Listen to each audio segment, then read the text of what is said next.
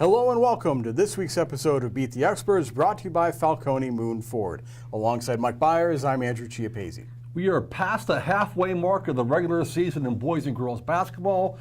Playoff races are heating up, so AJ, let's break down some of the key games this week. Yeah, we have basically a little less than a month left in the regular season, so now's the time for those playoff races to really get intense. And one game that could really impact the Section 2 Class 4A race is on Tuesday, Central Valley at Beaver Falls, and it's looking like the fourth and final playoff spot in that section may come down to these two teams. So Tuesday's game, of course, could have a significant impact. And you know what? Beaver Falls has won 2 games in a row for the first time all season. A very young team in Carlos Jeter's first year as head coach. They even played Newcastle close. But I keep looking at the Central Valley team, and I see the combination of Josh Klein, who is a true big man in the section and one of the few big men that we have in the area, and guard Tyler Walker, 2 seniors that have really helped them navigate a schedule that's included non-section games against Westinghouse, Butler, and Aliquippa. I like that Central Valley's been tested.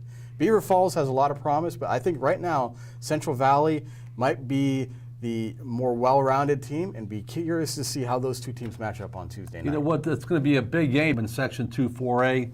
Right now, Central Valley is 4-3, has a half-game lead over Beaver Falls, which is 4-4. Beaver Falls is 4-10 overall. They have not won a non-section game. A very young team. They played Newcastle close. So did Central Valley. I was at that game a couple days ago. They lost at the buzzer to Newcastle.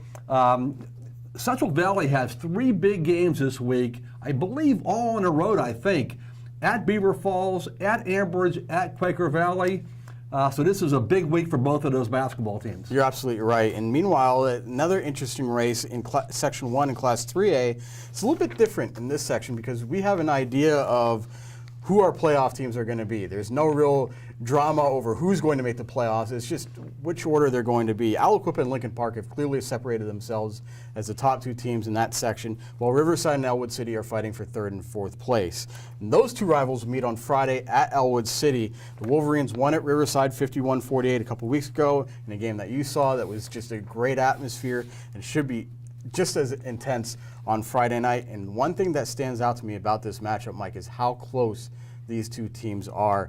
Both of them got smoked by Aliquippa earlier in the year, and both of them played Lincoln Park fairly close. So it seems like they have similar styles, similar setups, and it'd be very interesting to see how round 2 goes Friday night at Elwood City. Hey, Jay, you're right. I was at that game a few weeks ago, and I actually wrote a column about it a couple days later.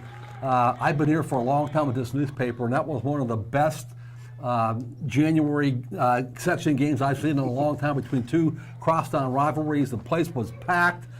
Great student section by both teams. I will say this, okay? Riverside is a peculiar team because they've been up and down, but they're the only team that's beaten Indiana so far. Indiana's a 4A team, which is 12-1.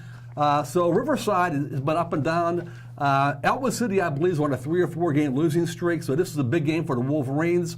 You're going to be there Friday night. Yep. Should be a great basketball game. Should be a lot of fun. Yes. Looking forward to it. Finally, a couple of big games for a team that we haven't talked about a whole lot so far this year, and that is the Southside girls basketball team. Southside is 10-4, 5-2 in Section 2 and Class 3A.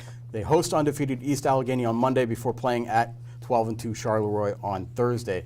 And those are 2 teams that are ahead of Southside in the section. They're veteran teams, experienced teams, and Southside is still very much a team that's growing up. Didn't have a junior or a senior on the roster last year.